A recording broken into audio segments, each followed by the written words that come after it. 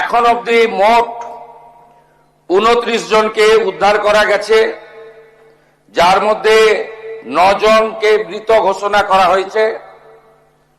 5 জনের পোস্টমর্টম করে দেহ পরিবারেরকে হস্তান্তর করা হয়েছে, বাকি 4টি আন্ডার প্রসেস। 20 জন চিকিৎসাধীন রয়েছে, তার মধ্যে আউট অফ ডেঞ্জার অর্থাৎ স্টেবল রয়েছেন 15, গুরুতর রয়েছেন 4, আর একটু আশঙ্কাজনক আছেন আরো 1। এই জায়গায় আমাদের উদ্ধার কার্য যারা করছেন এনডিআরএফ এবং আর্মির লোকেরা